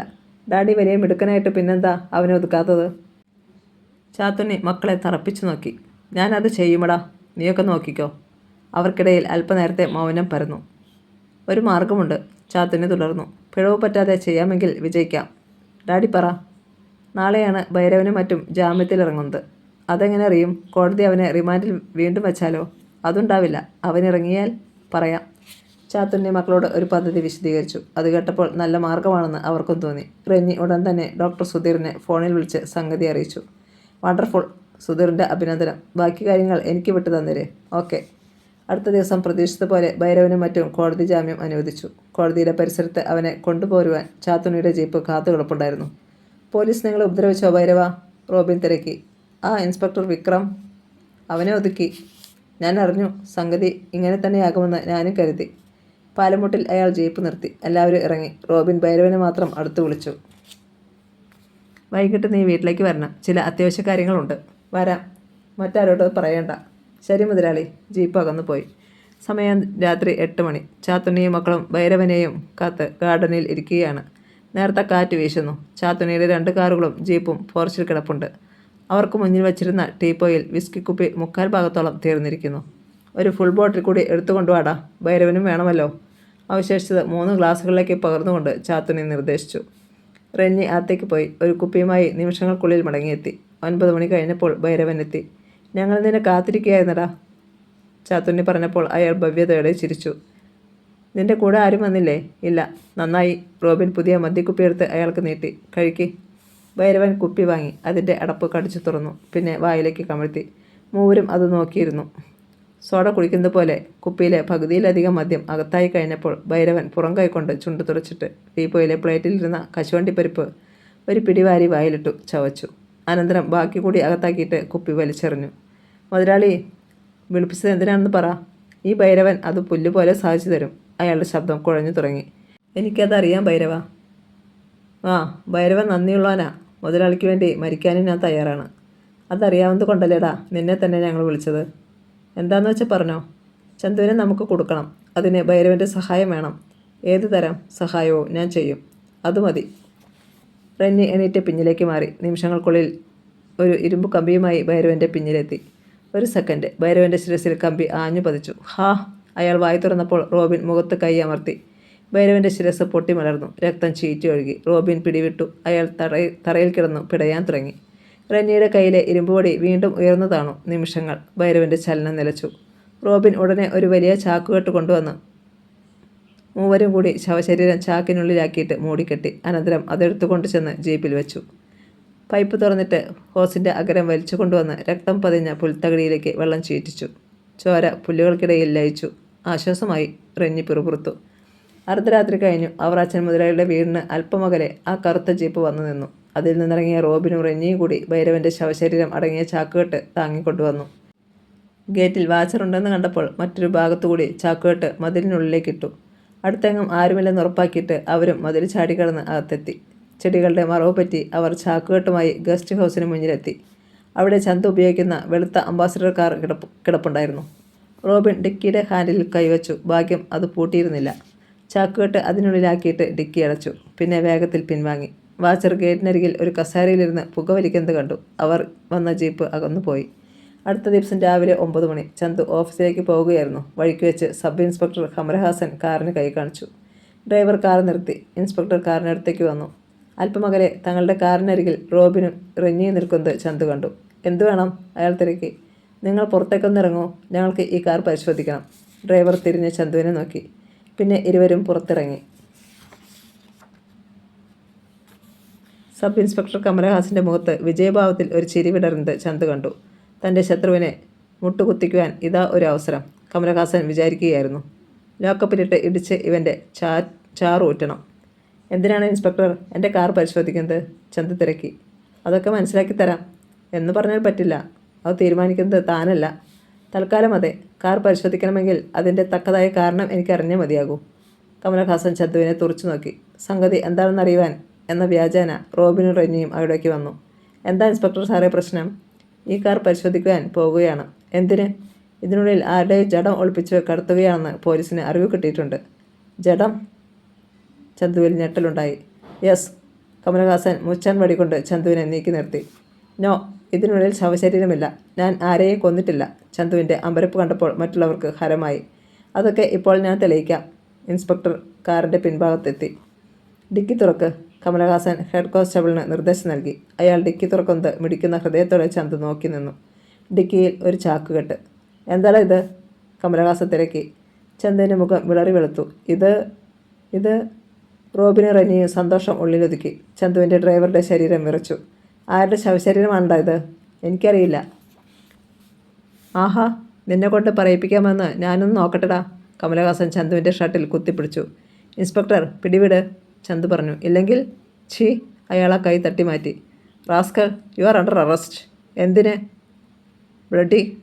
കൊലപാതകം നടത്തിയിട്ട് മാന്യമായിട്ട് ഞെളിഞ്ഞു നിൽക്കുന്നോ? സ്റ്റേഷനിൽ ചെന്നിട്ട് കാണിക്കാൻ വിടാ കളി. ഞാൻ ആരെയും കൊന്നിട്ടില്ല. അത് കോടതിയിൽ പറഞ്ഞാൽ മതി. ഈ സമയത്ത് നേരത്തെ പറഞ്ഞു വച്ചിരുന്നത് പോലെ SP വിജയദാസ് പോലീസ് കാറിൽ അവിടെ വന്നു. പിന്നാലെ മറ്റൊരു കാറിൽ ചാത്തുണ്ണിയും സുധീറും. അപ്പോൾ എല്ലാവരും കൂടി ഒത്തുകൊണ്ടുള്ള ഒരു കളിയായിരുന്നു ഇത്, അല്ലേ? ചന്തു സ്വരമുയർത്തി. ഷട്ടപ്പ്, നിന്റെ നാവ് ഞാൻ പിഴുതെടുക്കും. SI കമലഹാസൻ കൈ നോങ്ങി. എന്താണിവിടെ? വിജയദാസ് കാറിനടുത്തെത്തി. സാർ, SI സല്യൂട്ട് ചെയ്ത ശേഷം പറഞ്ഞു. കാറിൻ്റെ ഡിക്കിക്കുള്ളിൽ ചാക്കിൽ കെട്ടിയ ശവശരീരം. മൈ ഗോഡ്, എന്നിട്ടാണോ കൊലയാളിയെ നിങ്ങൾ കളിപ്പിച്ചുകൊണ്ട് നിൽക്കുന്നത്? എടുത്ത് ജീപ്പിലിട്, സുധീർ ഇടയ്ക്ക് കയറി പറഞ്ഞു. ചന്തു തീപ്പാറുന്ന കണ്ണുകളോടെ അവരെ മാറി മാറി നോക്കി. നീ നോക്കി പേടിപ്പിക്കാതെടാ. ശവശരീരം നിങ്ങൾ എവിടെ കൊണ്ടുപോകുകയായിരുന്നു? ഇൻസ്പെക്ടർ ഡ്രൈവറോട് തിരക്കി. സത്യമായിട്ടും എനിക്കറിയത്തില്ല സാറേ, ഞാനിത് കാണുന്നത് തന്നെ ആദ്യമായാണ്, അയാൾ തൊഴുതുകൊണ്ട് പറഞ്ഞു. വഴിയാത്രക്കാർ അവിടെ ചുറ്റും കൂടി. മറ്റു പല വാഹനങ്ങളും ആ വഴിയെ വന്നു. അവർ എല്ലാവരും രംഗത്തിന് സാക്ഷികളായി. കൂട്ടത്തിൽ പത്ര റിപ്പോർട്ടറും ഫോട്ടോഗ്രാഫറും ഉണ്ടായിരുന്നു. ഡോക്ടർ സുധീർ താൻ ആരെന്ന് വെളിപ്പെടുത്താതെ ഫോൺ ചെയ്ത് അറിയിച്ചതുകൊണ്ടാണ് അവർ വന്നത്. ആഹാ, പത്രക്കാരുണ്ടല്ലോ, റെന്നി ചിരിച്ചു. അവർക്ക് വാർത്തയായി. എന്താ സാറേ ഇവിടെ? പത്ര റിപ്പോർട്ടർ SIയോട് ചോദിച്ചു. കണ്ടില്ലേ ചാക്കുകെട്ട്? ശവശരീരം ഭദ്രമായി വച്ചിരിക്കുക.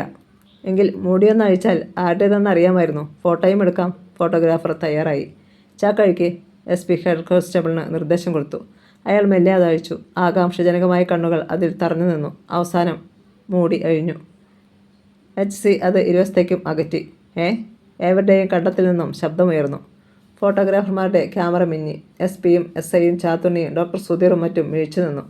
റോബിനും റെന്നിയും വിയർക്കാൻ തുടങ്ങി. ആൾക്കാർ ചിരിച്ചുപോയി. ചാക്കുകെട്ടിനുള്ളിൽ കുറേ കാച്ചിലും ചേനയും മറ്റും. വിശ്വാസം വരാഞ്ഞ് അവർ അത് മുഴുവൻ ഡിക്കിക്കുള്ളിൽ കുടഞ്ഞിട്ടു. ശവശരീരം എവിടെ? റോബിന് തലക്കറങ്ങി. ചാത്തുണ്ണി കോപത്തോടെ മക്കളെ നോക്കി. ഇൻസ്പെക്ടർ, എന്നെ അപമാനിച്ചതിന് നിങ്ങൾ സമാധാനം പറയേണ്ടി വരും, കനത്ത ശബ്ദത്തിൽ ചന്തു അറിയിച്ചു. എല്ലാവരും കൂടി എന്നെ കുടുക്കാൻ ഏതോ തന്ത്രം ആവിഷ്കരിച്ചതാണ്. ഭാഗ്യത്തിന് ഞാനതിൽ വീണില്ല. മറ്റൊരെണ്ണത്തിനെയും ഞാൻ വെറുതെ വിടുമെന്ന് കരുതണ്ട. ചന്തുവിൻ്റെ നോട്ടം ഹെഡ് കോൺസ്റ്റബിളിൽ തടഞ്ഞു. എടോ, മര്യാദയ്ക്ക് ചാക്കിനുള്ളിൽ ഇരുന്ന സാധനങ്ങൾ അതുപോലെ വയ്ക്കേ. കോൺസ്റ്റബിൾ പതറി. പറഞ്ഞത് വേഗം ചെയ്യാൻ. കോൺസ്റ്റബിൾ SIയെ നോക്കി. പഴയതുപോലെ അവ പെറുക്കി ചാക്കിനുള്ളിൽ കെട്ടിവയ്ക്കാതെ ഒരുത്തിനെയും ഞാൻ മൂത്രം ഒഴിക്കാൻ പോലും വിടില്ല. ജനങ്ങൾക്കും ഹരമേറി. അവർ ചന്തുവിൻ്റെ പക്ഷം ചേർന്നു. അതാണ് ശരി. താൻ പോയി ജീപ്പിൽ കയറ്. SPയുടെ നിർദ്ദേശം. നിൽക്കടാ അവിടെ. ഞാൻ പറയുന്നതിനനുസരിച്ചില്ലെങ്കിൽ ഇന്ന് വൈകിട്ട് താൻ വീട്ടിലെത്തില്ല. ഈ ചാക്കിനുള്ളിൽ തൻ്റെ ശവം ഞാൻ കൊണ്ടുപോകും. ചന്തു റിവോൾവർ എടുത്തു.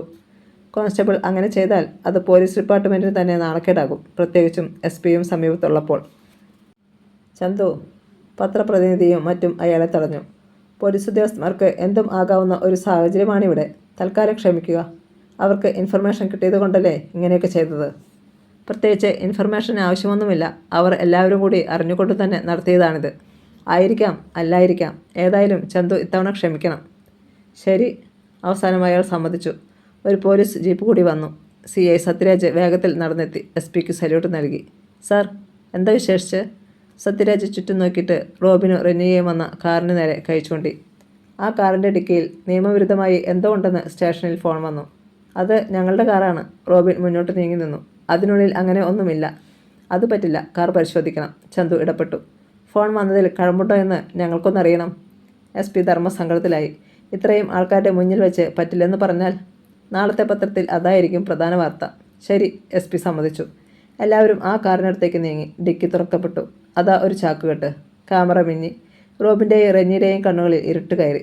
ചോരപ്പുരണ്ട ചാക്ക്. ഇൻസ്പെക്ടറും പകച്ചു നിന്നു. ചാത്തുണ്ണിക്ക് നാവനക്കാൻ കഴിഞ്ഞില്ല. അതെന്താണ് സാറേ? ചന്തു ചിരിച്ചു.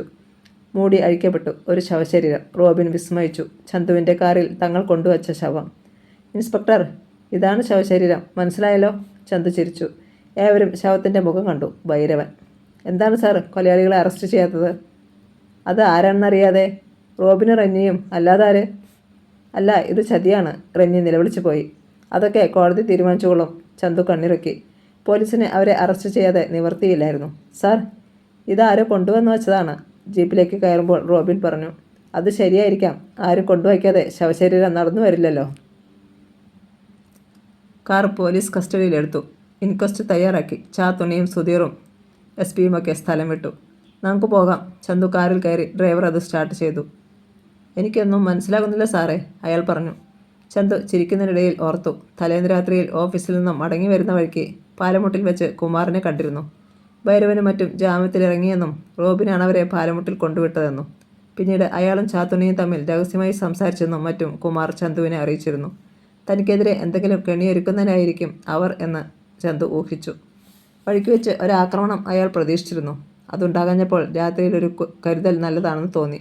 ലൈറ്റുകളെല്ലാം അണച്ചിട്ട് ടെറസിൽ ഒരു കസേരയിൽ ഇരിക്കുകയായിരുന്നു ചന്തു. ഇടയ്ക്ക് ഒന്ന് മയങ്ങിപ്പോയി. എന്തോ ശബ്ദം കേട്ട് കണ്ണു തുറന്നപ്പോൾ കാറിൻ്റെ ഡിക്കിയിൽ 2 പേർ എന്തോ വയ്ക്കുന്നത് കണ്ടു.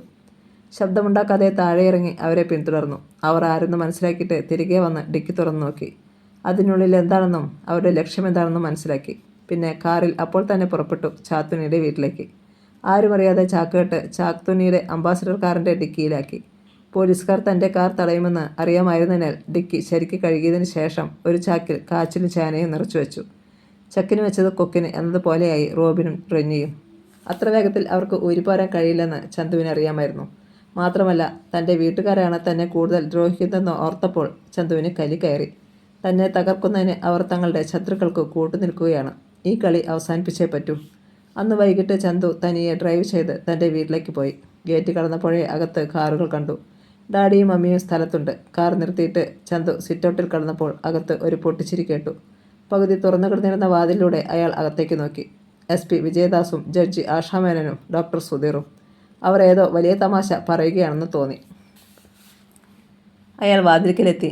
ആഷാമേനാണ് ആദ്യം കണ്ടത്. അവർ ചാടി എണീറ്റു. ചിരിയുടെ അലകൾ നിലച്ചു. ചന്തു സാവധാനം അകത്തേക്ക് ചെന്നു. ചന്തു എല്ലാവരുടെയും മുന്നിൽ വന്നു നിന്നു. SP വിജയദാസും ഡോക്ടർ സുധീറും അയാളെ പകച്ചു നോക്കി. നീ എന്തിനാണ് ഇങ്ങോട്ട് വന്നത്? തടിച്ച ഫ്രെയിമുള്ള കണ്ണട മുഖത്തു നിന്നും എടുത്തുകൊണ്ട് സെഷൻസ് ജഡ്ജ് ആഷാമേനൻ ക്രുദ്ധയായി തിരക്കി. ചന്തുവിൻ്റെ മുഖത്ത് ഒരു ചിരി മിന്നി മറഞ്ഞു. ഇതെന്തൊരു ചോദ്യമാണ് മമ്മി? അയാൾ ഒരു കസേര വലിച്ചിട്ട് അതിലിരുന്നു. ഞാൻ പിന്നെ എവിടേക്കാണ് വരേണ്ടത്? കണ്ട തെമ്മാടികൾക്കും കൊലയാളികൾക്കുമൊക്കെ കയറി വരാൻ പറ്റിയ സ്ഥലമല്ല ഇത്. SP-യുടെ വക. അതിലും വൃത്തികെട്ട ആൾക്കാർ ഇവിടെ താമസിക്കുന്നതിൽ കുഴപ്പമൊന്നുമില്ലല്ലോ? അയാൾ തിരിച്ചടിച്ചു. വിജയദാസിൻ്റെ മുഖം ഒന്ന് വിളറി. വന്ന കാര്യം പറഞ്ഞിട്ട് നിനക്ക് പോകാം, സുധീർ പറഞ്ഞു. എടാ, നീ എന്ന ആളായതെന്ന് എനിക്കറിയാം. ചന്തു അയാളുടെ നേർക്ക് തിരിഞ്ഞു. ഈ വീട്ടിൽ ആദ്യം പിറന്നു വീണത് ഞാനാ. പിന്നെയുള്ളൂ നീ. എന്ത് വേണമെന്ന് അനിയൻ ചേട്ടനെ പഠിപ്പിക്കണ്ട കേട്ടോ. അതൊക്കെ ചേട്ടനറിയാം. ഞാൻ തൻ്റെ അനിയനല്ല. അങ്ങനെ പറയുവാനെങ്കിലും നിനക്ക് തോന്നിയല്ലോ. നന്ദി. മാർക്ക് തിരുത്തി ഡോക്ടറായി നിന്നെ അറസ്റ്റ് ചെയ്തുകൊണ്ട് ഒരിക്കൽ പോലീസുകാർ പോകുമ്പോൾ എനിക്ക് കൈയൊഴിയാമല്ലോ. സുധീർ ശരിക്കും ഒന്ന് ഞെട്ടി. എങ്കിലും ധൈര്യം സംഭരിക്കാനുള്ള ശ്രമത്തിലായി അയാൾ. എനിക്ക് അങ്ങനെയൊന്ന് സംഭവിക്കുകയാണെങ്കിൽ അപ്പോൾ ഞാൻ വന്ന് നിൻ്റെ കാല് പിടിക്കാം, പോരെ? അച്ഛൻ SP-യും അമ്മ ജഡ്ജിയും ആയതുകൊണ്ടാണ് നീ ഇപ്പോൾ ഞെളിഞ്ഞു നടക്കുന്നത്. അല്ലെങ്കിൽ കാണാമായിരുന്നു. ചന്തു, നീ വന്നത് എന്തിനാണെന്ന് പറഞ്ഞില്ല, ആഷാമേനൻ ഓർമ്മിപ്പിച്ചു. ഡാഡിയെയും മമ്മിയെയും അനുജനെയും ഒക്കെ ഒന്ന് കാണാൻ. ഡാഡിയും മമ്മിയും, നിനക്ക് ആ വാക്കുകളുടെ അർത്ഥം അറിയാമോടാ? ഇത് ഞാൻ നിങ്ങൾ ഇരുവരോടും ചോദിക്കേണ്ട കാര്യമാണ്. അതിൻ്റെ വ്യക്തമായ അർത്ഥം അറിയാമായിരുന്നെങ്കിൽ നിങ്ങൾ ഒരിക്കലും എന്നോട് ഇത്തരത്തിൽ പ്രവർത്തിക്കുകയില്ലായിരുന്നു. ഞങ്ങൾ എന്ത് കാണിച്ചെന്നാ? നീ തെറ്റ് ചെയ്തു, അതിൻ്റെ ശിക്ഷ അനുഭവിച്ചു, അത്ര തന്നെ. തെറ്റ് ചെയ്യാൻ എന്നെ പ്രേരിപ്പിച്ചത് ആരാണ്? ആ ചോദ്യത്തിന് മുന്നിൽ ആഷാമേനൻ പരുങ്ങി. ബാൽക്കണിയിൽ നിഴലനക്കം. ഡോക്ടർ മെറീന അവിടെ നിന്ന് തന്നെ സൂക്ഷിച്ചു നോക്കുന്നത് ചന്തു കണ്ടു. അയാൾ അവിടെ നിന്നും ദൃഷ്ടികൾ പിൻവലിച്ചു. പിന്നെ ഞാൻ നിങ്ങളുടെ അടുത്ത് അവകാശം സ്ഥാപിക്കാനോ നിങ്ങളുടെ കാല് പിടിക്കാനോ ഒന്നുമല്ല വന്നത്. എണീറ്റുകൊണ്ട് ചന്ദ്രു തുടർന്നു. ഞാൻ എൻ്റെ പാട് നോക്കി കഴിയുകയാണ്. എന്നെ ഇല്ലാതെയാക്കുവാൻ നിങ്ങളെല്ലാവരും കൂടി കിണഞ്ഞ് ശ്രമിക്കുന്നുണ്ടെന്ന് എനിക്കറിയാം. ഇനിയും അതിന് മുതിർന്നാൽ ചന്തുവിൻ്റെ പഴയ ഒരു മുഖം നിങ്ങൾക്കൊക്കെ കാണേണ്ടി വരും. എൻ്റെ ക്ഷമയ്ക്കും ഒരതിരുണ്ട്. SI വിക്രമിനെ ഇല്ലാതാക്കിയതുപോലെ എന്നോട് പെരുമാറാമെന്ന് കരുതണ്ട. ചന്തുവിൻ്റെ കണ്ണുകൾ സുധീറിൽ പതിഞ്ഞു. ഡോക്ടർക്ക് ചികിത്സ മാത്രമല്ല ബ്രേക്ക് അഴിച്ചുവിടാൻ അറിയാമെന്നും എനിക്ക് മനസ്സിലായി. സുധീർ വിയർത്തു. പരമരഹസ്യമായിരുന്ന ആ കാര്യം ഇയാൾ എങ്ങനെ മനസ്സിലാക്കി? തൽക്കാലം ഞാൻ പോകുന്നു. ചന്തു തിരിച്ചു നടക്കാൻ ഭാവിച്ചു. ഇനി ഇത്തരം കാര്യങ്ങൾക്കായി എന്നെ ഈ ഗേറ്റ് കടത്തരുത്. അതിൻ്റെ ഫലം ഭയാനകമായിരിക്കും. ഓക്കെ? ചന്തുവിൻ്റെ കാർ അകന്നു പോയിട്ടും ആരും ചലിച്ചില്ല. ദിവസങ്ങൾ. റോബിനും റെന്നിക്കും ജാമ്യം കിട്ടി. കാറിൻ്റെ ഡിക്കിയിലെ ശവശരീരത്തെപ്പറ്റി പത്രത്തിൽ ചാത്തുണ്ണിക്കും മക്കൾക്കും എതിരായ വാർത്തകൾ വന്നു. ജനങ്ങൾ അവരെ വെറുത്തു. ഇനിയിപ്പോൾ ഒരു തിരഞ്ഞെടുപ്പ് വന്നാൽ തൻ്റെ പഞ്ചായത്തിൽ താൻ തോറ്റു തുന്നം പാടുമെന്ന് ചാത്തുണ്ണിക്ക് മനസ്സിലായി. കുമാറിന് അവറാച്ചൻ മുതലാളിയുടെ കീഴിൽ ജോലി കിട്ടി. ചന്തുവിൻ്റെ PA ആയിട്ട്. 10ാം ക്ലാസ് വരെ പഠിച്ചവനാണ് കുമാർ. അതുകൊണ്ട് തൽക്കാലം അയാളെ ഉപകരിക്കുമെന്ന് ചന്തു വിശ്വസിച്ചു. പിന്നെ ജോലിയിൽ പരിചയം നേടിക്കഴിഞ്ഞാൽ സാരമില്ല. ചന്തു മാനേജരായതിനു ശേഷം അവറാച്ചൻ മുതലാളിയുടെ എല്ലാ ബിസിനസ്സുകളും അടിക്കടി കുതിച്ചു കയറുകയായിരുന്നു. തൊഴിലാളികൾക്ക് ഏവർക്കും ചന്തു പ്രിയങ്കരനായി മാറി. ഇതൊന്നും ചാത്തുണ്ണിക്കും മക്കൾക്കും അല്പം പോലും രസിക്കുന്നില്ലായിരുന്നു. ഏതു രൂപത്തിൽ അവറാച്ചനെയും ചന്തുവിനെയും ഒതുക്കാം എന്നതു മാത്രമായിരുന്നു അവരുടെ ചിന്ത. അടുത്ത തവണ മദ്യലാലയത്തിൽ അവറാച്ചനെ തറപ്പറ്റിക്കണമെന്ന് ചാത്തുണ്ണിയും SP വിജയദാസും ചേർന്ന് തീരുമാനമെടുത്തു. ലിക്കറും കള്ളുപോലും അവറാച്ചന് കിട്ടരുത്. മദ്യരാജാവ് എന്നറിയപ്പെടുന്ന അവറാച്ചനെ ഒന്നുമല്ലാതെയാക്കണം. കാര്യങ്ങൾ ഇങ്ങനെയൊക്കെയാണെങ്കിലും SP വിജയദാസിന് അവറാച്ചനോട് വൈരാഗ്യം ഉണ്ടാക്കുവാനുള്ള കാരണത്തിൻ്റെ അടിസ്ഥാനം ചാത്തുണ്ണിക്ക് പോലും മനസ്സിലായിട്ടില്ല. ഒരു തവണ ചാത്തുണ്ണി അത് ചോദിച്ചതാണെങ്കിലും വിട്ടുപറയാൻ വിജയദാസ് തയ്യാറായില്ല. അവറാച്ചൻ മുതലാളിക്ക് സ്വകാര്യ ബസ്സുകൾ 15 എണ്ണമുണ്ട്. ടൂറിസ്റ്റ് ബസ്സുകൾ 2. സ്വകാര്യ ബസ്സുകൾ എല്ലാം പട്ടണത്തിലെ സ്റ്റാൻഡിൽ നിന്നാണ് ട്രിപ്പുകൾ തുടങ്ങുന്നത്. ഒരു ദിവസം രാവിലെ റോബിൻ ചാത്തുണ്ണിയോട് പറഞ്ഞു, അവറാച്ചൻ്റെ ബസ് സർവീസുകൾ ഇന്നത്തോടെ അവസാനിക്കും. മനസ്സിലായില്ല, ഒന്ന് തെളിച്ചു പറയടാ. ചാത്തുണ്ണി മകനെ തുറച്ചു നോക്കി. തൽക്കാലം സസ്പെൻസാണ്, കാത്തിരുന്ന് കാണാം. സമയം രാവിലെ 9 മണി. കോളേജിലേക്ക് പോകുന്ന ഒരു സംഘം വിദ്യാർത്ഥികൾ അവറാച്ചൻ മുതലാളിയുടെ ബസ്സായ ലിസിയിൽ കയറി. നല്ല തിരക്കാണ്. പകുതിയോളം സ്റ്റുഡൻസ്. പ്രതിപക്ഷ പാർട്ടിയുടെ വിദ്യാർത്ഥി ഘടക നേതാവായ CV സോമൻ ബസ് വിട്ടപ്പോൾ മുതൽ ഫുട്ബോളിൽ തന്നെയാണ്. അകത്തേക്ക് കയറി നിൽക്ക്. ക്ലീനർ 4-5 തവണ പറഞ്ഞിട്ടും അവൻ അനുസരിക്കുന്ന മട്ടില്ല. ഇടയ്ക്കിടെ സ്റ്റോപ്പുകളിൽ നിന്നും കയറുന്ന പെൺകുട്ടികളെ തലോടുകയാണ് ഇഷ്ടൻ്റെ പരിപാടി. ക്ലീനർക്ക് ക്ഷമക്കെട്ടു. തന്നോടല്ലേടാ പറഞ്ഞത് അകത്തേക്ക് കയറി നിൽക്കാൻ? സോമൻ ക്ലീനറെ തറപ്പിച്ചു നോക്കി. കിളിയുടെ ജോലി ചെയ്താൽ മതി കേട്ടോ. എൻ്റെ ജോലി തന്നെയാണ് ഞാൻ ചെയ്യുന്നത്. കുറച്ച് നേരം കൊണ്ട് താൻ കയറുന്ന പെൺപിള്ളേരെ മുട്ടിയിരുമി രസിക്കുകയാണല്ലോ. ഇനിയെങ്കിലും ഒന്ന് നിർത്തി താൻ മാറിയട്ടെ. ആൾക്കാർ ഒരുപാട് കയറാനുള്ളതാണ്. ബസ്സിൽ കൂട്ടച്ചിരി. സോമൻ്റെ മുഖത്ത് ജാലിത. താൻ അനാവശ്യം പറയുന്നോടോ? അവന് ക്ലീനറുടെ ഷർട്ടിൽ കയറി പിടിച്ചു. ഫുട്ബോളിൽ നിന്ന് അവർ ഇരുവരും പിടിവലിയായി. ഇത് കണ്ട കണ്ടക്ടർ ബസ് നിർത്താൻ വണ്ടി ബെല്ലടിച്ചു. ബസ് നിൽക്കവേ പെട്ടെന്ന് ക്ലീനറുടെ കൈ തട്ടിക്കളഞ്ഞിട്ട് സോമൻ നിലത്തേക്ക് വീണു. ആഹാ, നീ അത്രക്കായോടാ എന്ന് ചോദിച്ചുകൊണ്ടാണ് അവിടെ നിന്ന് അവൻ ചാടി എണീറ്റത്. വിദ്യാർത്ഥി ഐക്യം സിന്ദാബാദ്. ബസ്സിലുണ്ടായിരുന്ന സ്റ്റുഡൻസ് അത് ഏറ്റുവിളിച്ചു. അവർ ബസ്സിലെ സ്റ്റാഫിനെ മുഴുവൻ തള്ളി. ജനം തിക്കിത്തിരക്കി ബസ്സിൽ നിന്നിറങ്ങി. ചിലർ ഈ സമയം ശരിക്കും വിനിയോഗിച്ചു. അവർ പെൺകുട്ടികൾക്കിടയിലേക്ക് നുഴഞ്ഞു കയറി. തന്നെ അവർ കൊല്ലുമെന്ന് തോന്നിയപ്പോൾ സൈക്കിട്ട് ഡ്രൈവർ പെട്ടെന്ന് സ്ക്രൂ ഡ്രൈവർ എടുത്ത് കുത്തി സോമൻ്റെ കൈത്തണ്ടയിൽ. അത് തുളഞ്ഞു കയറി. ചോര. ബസ്സിലെ സ്റ്റാഫുകൾ ഇറങ്ങിയോടി. വിദ്യാർത്ഥികൾ ബസ്സിൻ്റെ ഗ്ലാസുകൾ എറിഞ്ഞു തകർത്തു. ടയറുകളുടെ കാറ്റ് ഉരുവിട്ടു. നിമിഷങ്ങൾക്കുള്ളിൽ ബസ് ഒരു വൃത്തികെട്ട കോലമായി മാറി. അതുവഴി വന്ന ഒരു കാർ തടഞ്ഞു നിർത്തിയിട്ട് വിദ്യാർത്ഥി നേതാവിനെ ഹോസ്പിറ്റലിലേക്ക് കൊണ്ടുപോയി. പ്രശ്നം കോളേജിൽ പടർന്നു. സമരമായി. ലിസി ബസ്സുകളിൽ ഒറ്റയെണ്ണം വച്ചേക്കരുത്. വിദ്യാർത്ഥികൾ തീരുമാനിച്ചു. അവർ പ്രകടനമായി നീങ്ങി നഗരത്തിലേക്ക്. ബസ് സ്റ്റാൻഡിലെത്തിയ 5 ബസ്സുകൾ നിമിഷങ്ങൾക്കുള്ളിൽ അവർ തകർത്തു. അവറാച്ചനും ചന്തുവിനും വിവരം കിട്ടി. അവർ സംഭവ സ്ഥലത്തേക്ക് പാഞ്ഞു. സ്റ്റാൻഡിൽ ഇനി എത്തേണ്ട ബസ്സുകളൊക്കെ തൽക്കാലം ട്രിപ്പുകൾ നിർത്തിവയ്ക്കുവാൻ ചന്തു നിർദ്ദേശിച്ചു. പിന്നെ അയാൾ പോലീസ് സ്റ്റേഷനിലേക്ക് ഫോൺ ചെയ്തു. പോലീസ് രംഗത്തെത്തിയതോടെ പ്രശ്നത്തിന് നേരിയൊരു തോതിൽ ശാന്തത കിട്ടി. തകർന്നു കിടക്കുന്ന ബസ്സുകൾ കണ്ടപ്പോൾ ചന്തുവിൻ്റെ രക്തം തിളച്ചു. പക്ഷേ എതിരാളികൾ വിദ്യാർത്ഥികളാണ്. കളിക്കുന്നത് സൂക്ഷിച്ചു വേണമെന്ന് അയാൾക്കറിയാം. പ്രശ്നം ഉണ്ടായ ബസ്സിലെ സ്റ്റാഫുകളിൽ നിന്നും സംഗതിയുടെ ഏകദേശ രൂപം ചന്തു മനസ്സിലാക്കി. 6 ബസ്സുകളാണ് തകർന്നിരിക്കുന്നത്. അതത്ര ചില്ലറ കാര്യമല്ല. വിദ്യാർത്ഥികളുടെ പിന്നിൽ ആരോ പ്രവർത്തിച്ചിട്ടുണ്ടെന്ന് ചന്തുവിന് തോന്നി. സമയം രാത്രി. ഗവൺമെൻറ് ഹോസ്പിറ്റലിലെ പേ വാർഡിലാണ് സോമൻ കിടന്നിരുന്നത്. സമീപത്ത് അവൻ്റെ അമ്മയുമുണ്ട്. നീ എന്തിനാടാ ഈ പണിക്കൊക്കെ പോയത്? അമ്മ കരഞ്ഞുകൊണ്ടിരുന്നു. എനിക്ക് കുഴപ്പമൊന്നുമില്ല അമ്മേ. ഇതൊക്കെ ചില അഡ്ജസ്റ്റ്മെൻറ്റുകളല്ലേ? അവൻ ചിരിച്ചു. അതെനിക്കും മനസ്സിലായി. വാതിൽക്കൽ നിന്നും ഒരു ശബ്ദം കേട്ട് ഇരുവരും അവിടേക്ക് നോക്കി. ചന്തു. സോമനിൽ നടുക്കമുണ്ടായി. ആ അഡ്ജസ്റ്റ്മെൻറ്റുകൾ എന്താണെന്ന് എനിക്കറിയണം. അകത്തേക്ക് കിടന്നിട്ട് ചന്തു പുറംകാലുകൊണ്ട് വാതിൽ തട്ടിയടച്ചു. സോമൻ്റെ അമ്മ നിലവിളിക്കാൻ ഭാവിച്ചു. ശബ്ദിച്ചു പോകരുത്, ചന്തു കർക്കശ സ്വരത്തിൽ പറഞ്ഞു. ഈ മുറിയിൽ നിന്നും ഒരു ശബ്ദം പുറത്തു വന്നാൽ 2 പേരുടെയും അവസാനമായിരിക്കും. അവർ ഭയന്നിരുന്നു. നിന്നെ ആരാണ്ടാ ഇതിന് പ്രേരിപ്പിച്ചത്? ചന്തു ചോദിച്ചു. നിങ്ങളുടെ സ്റ്റാഫാണ് തോന്നിയാസം കാണിച്ചത്. എൻ്റെ ചോദ്യത്തിൻ്റെ ഉത്തരം അതല്ല. ആര് പറഞ്ഞിട്ടാണ് നീ ഈ പ്രശ്നം ഉണ്ടാക്കിയത്? അവൻ മിണ്ടിയില്ല. ചന്തു അവൻ്റെ ബാൻഡേജ് ചെയ്തിരുന്ന കയ്യിൽ വിരലുകൾ അമർത്തി. അവൻ വേദനയോടെ പുളഞ്ഞു. കഥ തുടരും.